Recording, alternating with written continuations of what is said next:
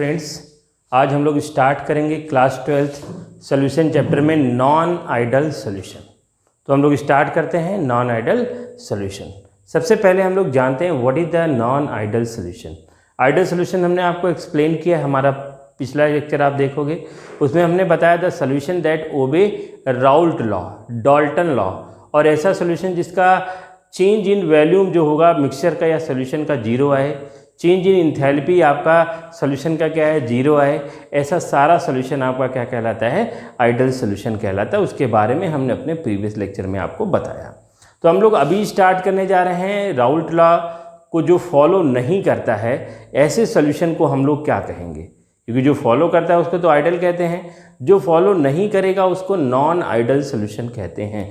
पहली बात तो हमने बताई थी कि कोई भी ऐसा टर्म होता नहीं कि ये आइडल है, ये नॉन आइडल है, ये ऐसा है, वो ऐसा है। बट अगर हम कोई सर्टेन रूल बना देते हैं और कहते हैं कि ये रूल अगर कोई फॉलो करता है, जैसे आपके क्लास में अगर कोई ये रूल फॉलो, कुछ रूल बना दिया टीचर ने, स्टूडेंट ने, टीचर ने, आपके पेरेंट्स ने, तो अगर उस रूल को आप फॉलो करते हो तो आप एक आइडल स्टूडेंट कहलाते हो। उसी तरह से अगर कोई भी मिक्सचर, कोई भी होमोजीनियस मिक्सचर, कोई भी सोल्यूशन जो राउल्ट लॉ को ओबे करता है हर एक एक्सटेंट पे, उसको आइडल कहते हैं। और उस दूसरा क्या होगा, the solution that not obey Raoult law at any extent, किसी भी एक्सटेंट पे आपका राउल्ट लॉ को ओबे नहीं करता है, तो इस ऐसे सोल्यूशन को हम लोग क्या कहते हैं, नॉन आइडल सोल्यूशन कहते हैं।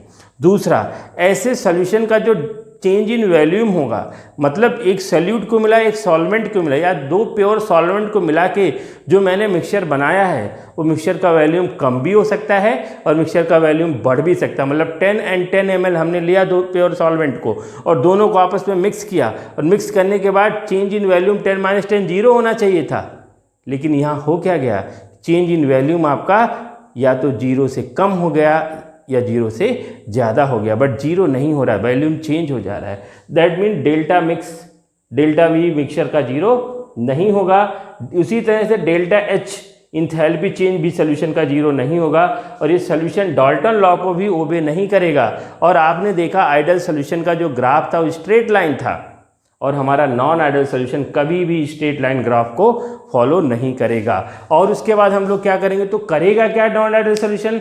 नॉन आइडल सोल्यूशन में दो बातें हो सकती हैं। पहला बात क्या हो सकता है, non ideal solution show positive deviation and non ideal solution also show negative deviation.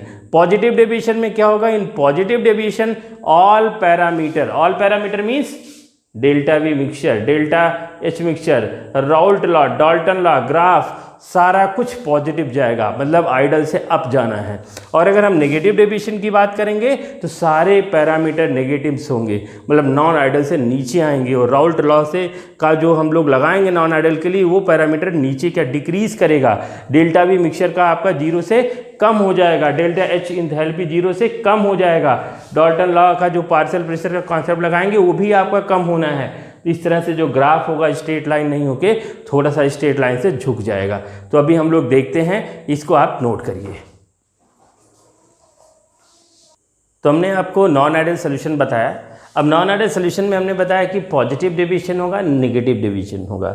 अगर पॉजिटिव डेविएशन होगा तो सारे पैरामीटर पॉजिटिव हो जाएंगे, और नेगेटिव डेविएशन होगा तो सारे पैरामीटर नेगेटिव हो जाएंगे। बट आपको नॉन आइडल सोल्यूशन में जो बात आपको याद रखनी है, वो याद करने वाली बात यह है कि आपका नॉन आइडल सोल्यूशन कभी भी राउल्ट लॉ को ओबे नहीं करने वाला है।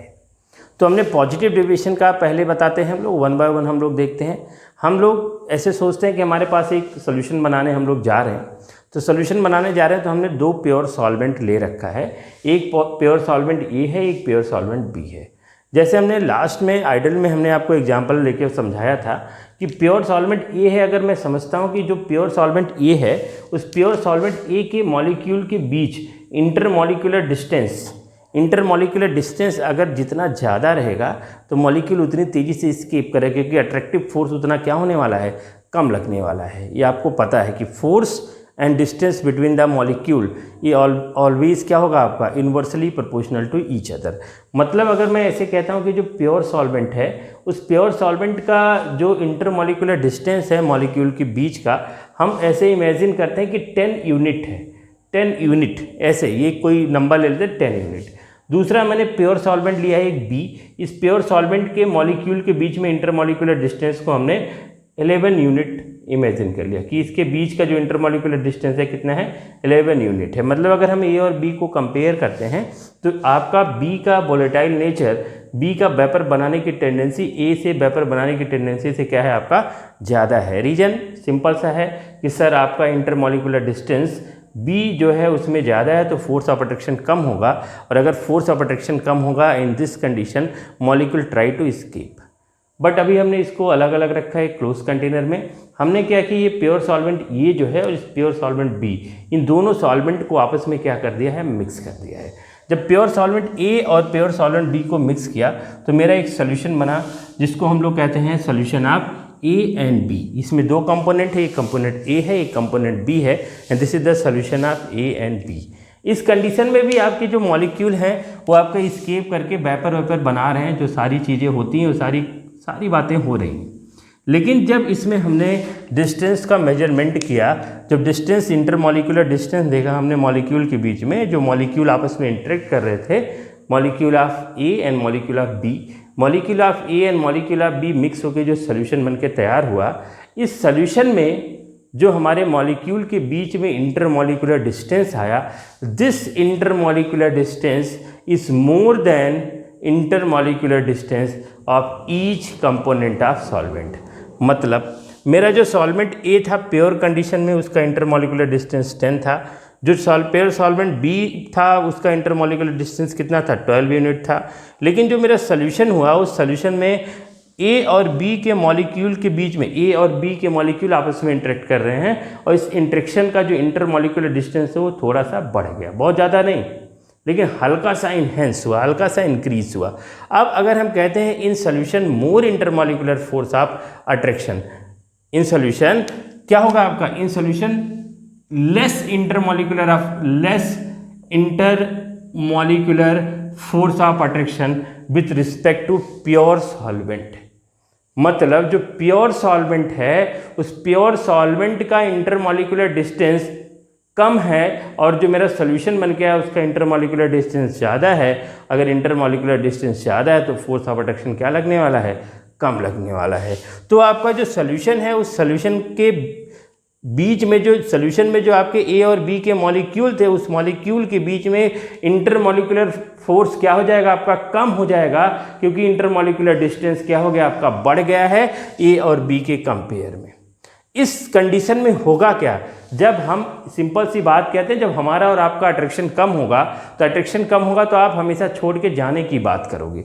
इसी तरह से अगर मॉलिक्यूल के बीच में इंटरमॉलिक्यूलर डिस्टेंस ज़्यादा हो गया तो ऑब्वियसली आपका अट्रैक्शन क्या हो जाएगा, कम हो जाएगा। इस कंडीशन में आपका क्या होगा, जो आपके लिक्विड मॉलिक्यूल होंगे, जो आपके सोल्यूशन में मिक्सचर में कंपोनेंट होंगे, they are try to escape, वो हमेशा बाहर जाने की कोशिश करेंगे।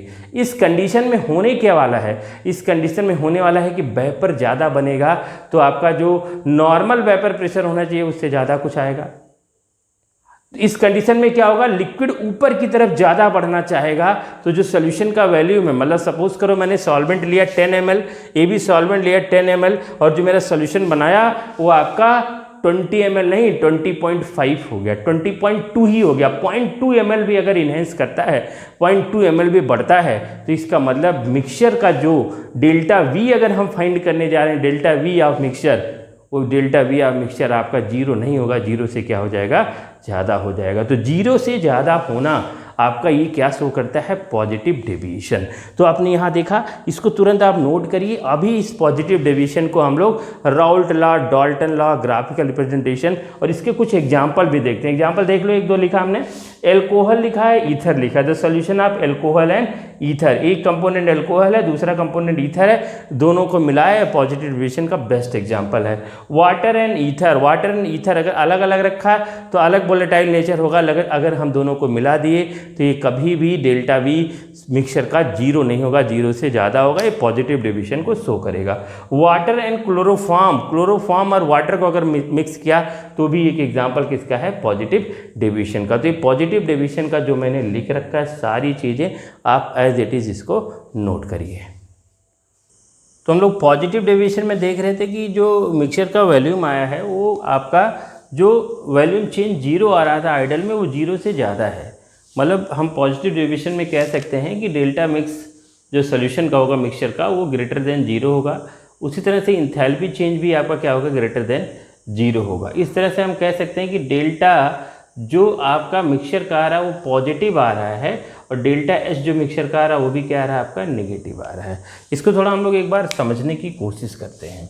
समझने की कोशिश क्या करते हैं, हम लोग कहे कि भाई हमारा जो सॉल्यूशन बना है उस सॉल्यूशन का जो वॉल्यूम है वो आपका 21 ml हो गया है, 1 ml हो गया। और जो मेरा प्योर सॉल्वेंट में A था वो 10 ml था और जो B था वो क्या था आपका, वो भी 10 ही ml था।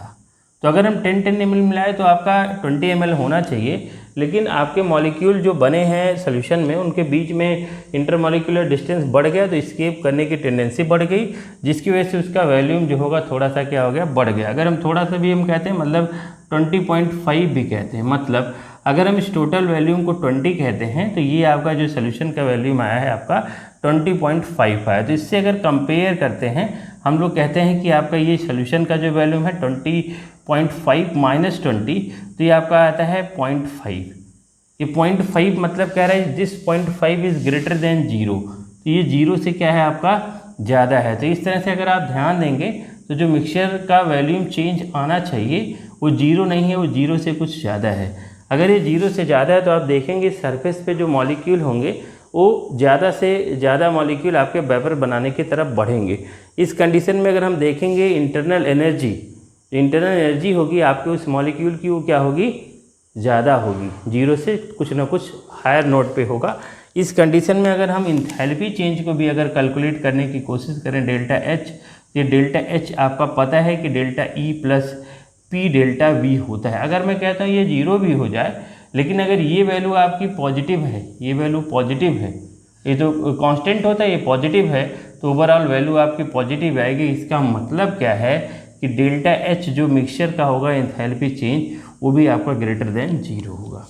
इस कंडीशन में अगर हम लोग पार्शियल वेपर प्रेशर को भी चेक करने की कोशिश करते हैं एक एक कंपोनेंट का, तो पार्शियल वेपर प्रेशर आपका जो आइडल सोल्यूशन है, अगर हम आइडल सोल्यूशन की बात करें तो आइडल सोल्यूशन का क्या, अगर पी ए इक्वल टू क्या होता है आपका पी ए नॉट जाइए, और आपका आइडल सोल्यूशन के लिए पी बी इक्वल टू क्या होता है आपका पी बी नॉट जाई बी, होता है कि नहीं होता है। तो जो कुछ भी वैल्यू आएगी ये आपका हमेशा नॉन आइडल सोल्यूशन का, अगर हम पॉजिटिव डेविएशन पढ़ रहे हैं तो ये आइडल सोल्यूशन से हमेशा ज़्यादा होगा। तो यहाँ मैंने अल्फ़ा एक रखा है, यहाँ पी बी के लिए बीटा रखा है, P A equal to alpha P A nought जाइए, P B equal to alpha P B nought जाई बी, ये आपका दे रखा है। तो अल्फ़ा एंड बीटा है क्या, alpha beta are activity coefficient and this coefficient is always greater than 1 if solution show positive deviation. अगर इसकी वैल्यू 1 से ज़्यादा है तो ये वैल्यू 1 से ज़्यादा कुछ भी होगी, तो जो कुछ भी वैल्यू, सपोज करो आइडल सोल्यूशन के लिए वैल्यू 10 आती है और ये अगर 1 से ज़्यादा आपका 2 रख दे तो 10 इंटू कितना हो जाएगा 20 हो जाएगा। तो 10, अब ऐसे इमेजिन करिए कि अगर आइडल सोल्यूशन के लिए हम पार्शियल वेपर प्रेशर फाइंड करते हैं वो 10 आता है, और ये जो अल्फ़ा बीटा कोफिशिएंट हमने देखा है आपका पॉजिटिव डेविएशन नॉन आइडल के लिए, अगर ये वैल्यू आपकी 1 से ज़्यादा है, मतलब 1 से ज़्यादा हमने 2 मान लिया, अगर इमेजिन किया 2 हो गया, अगर 2 हो गया तो ये 10 है, 10 इंटू 2 कितना हो जाएगा 20 हो जाएगा।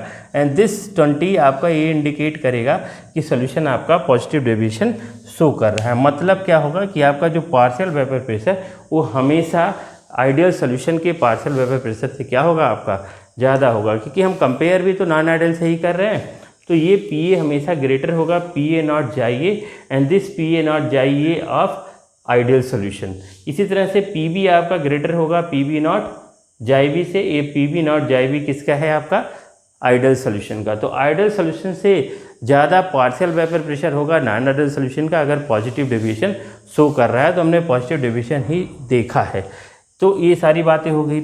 इस कंडीशन में अगर हम ग्राफिकल रिप्रेजेंटेशन करते हैं तो ये ब्लू वाली डॉटेड लाइन आपको रिप्रेजेंट कर रहा है, this blue dotted line represent ideal solution, ये आइडियल सोल्यूशन को रिप्रेजेंट कर रहा है। अब आप देखेंगे सारे पैरामीटर ज़्यादा है आइडियल से, तो ये आइडियल से ज़्यादा है तो आप सबको पता है।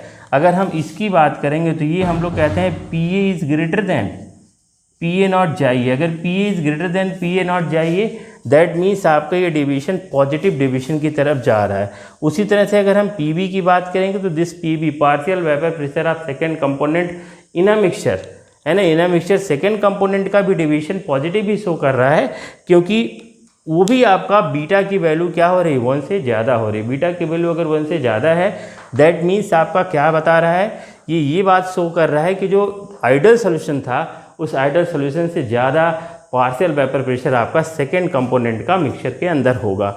और अगर हम इस तरह से ए और बी अगर मिक्सचर के अंदर ज़्यादा इंटरमॉलिक्यूलर डिस्टेंस शो कर रहे हैं दैट मीन्स क्या होगा आपका less intermolecular force of attraction. तो जो मैंने बताया कि अगर हमारे और आपके बीच में अट्रैक्टिव फोर्स कम हो जाए तो अट्रैक्टिव फोर्स इसी तरह से कम हो सकता है कि आप इस चैनल को सब्सक्राइब ना किए हो। अगर आप इस चैनल को सब्सक्राइब करोगे तो हमारे और आपके बीच का अट्रैक्शन बढ़ता रहेगा, और अट्रैक्शन बढ़ता रहेगा तो ना आप स्केप करोगे ना हम स्केप करेंगे। कहने का मतलब हम आपको डेली पढ़ाते रहेंगे और आप डेली पढ़ते रहोगे और बहुत आगे निकल जाओगे ज़िंदगी के अंदर। तो सबसे पहला काम आपको चैनल को सब्सक्राइब करना है और मैक्सिमम लोगों में शेयर करना है। तो इसी तरह से पॉजिटिविटी शो होगी जिस तरह से सॉल्यूशन ने ये पॉजिटिव डेविएशन शो किया है। तो इस तरह से अगर हम एक एक कंपोनेंट की बात करेंगे, कंपोनेंट ए के पार्शियल वेपर प्रेशर की बात करेंगे तो एक ऐसा टाइम आएगा, इसको हम समझने की थोड़ी कोशिश करते हैं। अगर मैं कहता हूँ कि ये मेरा एक ग्राफ है जो वेपर प्रेशर और पहले कंपोनेंट 0 से 1 तक लेके जाते हैं, जिसको हम लोग क्या कहते हैं, this is the mole fraction of first. और ये फर्स्ट का अगर हम कहते हैं कि ये आइडल का ये ग्राफ होगा और अगर पॉजिटिव डेविएशन होगा तो कुछ इस तरह से जाएगा। तो ये पहली बात होगी। दूसरा, अगर हम दूसरे कंपोनेंट की बात करते हैं तो इसको मैं मिटा दे रहा हूँ, इसको मैं 0 कर दे रहा हूँ मोल फ्रैक्शन, यहाँ से 1, ये सेकेंड कंपोनेंट हो जाएगा जिसको हम लोग क्या कहेंगे, जाई भी कहेंगे। आइडल होता तो कुछ ऐसा होता, लेकिन अगर नॉन आइडल है, पॉजिटिव डेविएशन है तो हमेशा क्या होने वाला है, कुछ ज़्यादा होने वाला है, पॉजिटिव होने वाला। तो अब आप सबको पता है कि अगर हम इस दोनों लाइन को आपस में मिला देते हैं तो ये आइडल सोल्यूशन के लिए, लेकिन आइडल सोल्यूशन थोड़ी ना पढ़ रहे हैं हम लोग, नॉन आइडल सोल्यूशन में पॉजिटिव डेविएशन पढ़ रहे हैं। तो पॉजिटिव डेविएशन हमेशा क्या है आपका, आइडल सोल्यूशन से ज़्यादा पार्शियल वेपर प्रेशर होगा किसका, सोल्यूशन का। ये भी आपका याद होगा। तो अगर हम इस ग्राफ को, इंडिविजुअल ग्राफ को देखते हो तो एक ऐसा पॉइंट आएगा जहाँ इस ग्राफ को ध्यान से समझिए, इस सबको मिटा देता हूँ, इस ग्राफ को ध्यान से देखिए। इस ग्राफ को पहले कंपोनेंट के पॉजिटिव डेविएशन को अगर हम इधर देखते हैं, इस तरह देखने की कोशिश करते हैं तो आपका एक ऐसा पॉइंट आ रहा है जो आपका एक ग्राफ पीक पे है, किसी इस पॉइंट पे पीक पे है। मतलब ये जो पॉइंट है, दिस पॉइंट, या हम कह सकते हैं कि इस ग्राफ का ये वाला point, this point show maximum vapour pressure, this point show maximum vapour pressure. तो इस पॉइंट पे देखिए, अगर वेपर प्रेशर हम कहते हैं 0, 1, 2, 3, 4 है, तो इस ग्राफ का ये जो पॉइंट है ये मैक्सिमम वेपर प्रेशर को क्या कर रहा है, रिप्रेजेंट कर रहा है। इसी तरह से अगर हम दूसरे कंपोनेंट की बात करें तो दूसरा कंपोनेंट भी आपका कुछ इसी तरह से जा रहा है।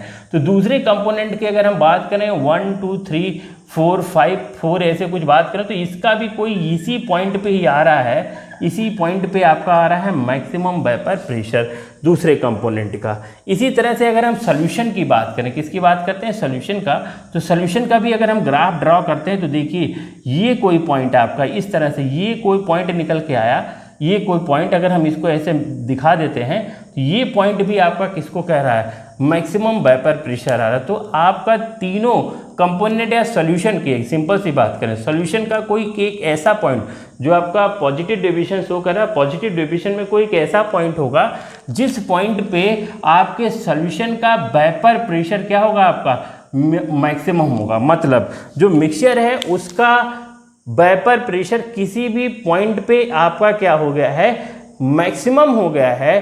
तो इस मैक्सिमम वेपर प्रेशर, जिस पॉइंट पे आपके मिक्सचर का वेपर प्रेशर मैक्सिमम होगा, उस पॉइंट पे आपके सॉल्यूशन का बॉइलिंग पॉइंट मिनिमम होगा। फिर से बताता हूँ आपको, अगर मैं कहता हूँ कि मैंने प्योर वाटर लिया है तो आपको प्योर वाटर जिसका बॉइलिंग पॉइंट 100 डिग्री सी होता है। अगर हम प्योर वाटर, केवल वाटर, प्योर वाटर का मतलब क्या है, मतलब वाटर ले लिया है और वाटर का बॉइलिंग पॉइंट 100 डिग्री है और वाटर में मैंने मिक्स कर दिया इथेनॉल। अब इथेनॉल और वाटर को मिक्स करने के बाद बॉइलिंग पॉइंट 96 डिग्री हो जाता है। 96 डिग्री बॉइलिंग पॉइंट का कम होना इस बात को इंडिकेट करता है कि वेपर्स का फॉर्मेशन क्या हो गया, आपका तेज हो गया, अपने आप वेपर बन रहे हैं, टेम्परेचर कम देंगे तो भी वेपर उतने ही बनेंगे। इसका मतलब जिस पॉइंट पे किसी भी मिक्सचर का वेपर प्रेशर मैक्सिमम होगा उसी पॉइंट पे उस मिक्सचर का बॉइलिंग पॉइंट मिनिमम होगा, and that mixture is called azeotropic mixture. ऐसे मिक्सचर को हम लोग क्या कहते हैं, एजियोट्रॉपिक मिक्सचर कहते हैं। मतलब the mixture in which maximum vapour pressure and minimum boiling point, maximum vapour pressure and minimum boiling point, मतलब वेपर होता बनता बनता बनता जा रहा है, वेपर बन रहे हैं सॉल्यूशन के, एक ऐसा कंडीशन डेवलप हो गया मिक्सचर का जहां वेपर बनाने की टेंडेंसी क्या हो गई, आपकी मैक्सिमम हो गई। और जब वेपर बनाने की टेंडेंसी जिस पॉइंट पे मैक्सिमम होगी उसी पॉइंट पे उस मिक्सचर का बॉइलिंग पॉइंट मिनिमम होगा। तो vapour pressure maximum, boiling point minimum, तो उस कंडीशन में जो मिक्सचर आपका बचा रहेगा उस मिक्सचर को नॉर्मल मिक्सचर नहीं कहेंगे, and that mixture is called azeotropic mixture. उस मिक्सचर को हम एक नया नाम देंगे, azeotropic mixture. And this azeotropic mixture आपको मैंने यहाँ बताने की कोशिश की, हमने आपको बार बार बताया this condition is called positive deviation for Raoult law, and this is the non ideal solution. तो नॉन आइडल सोल्यूशन होपफुली आपको सारी चीज़ें समझ में आई होगी। आप सब कुछ फिर से रिवाइज करिए, और अभी तक अगर चैनल सब्सक्राइब नहीं किया है तो फटाफट जाइए चैनल सब्सक्राइब करिए। Thank you very much.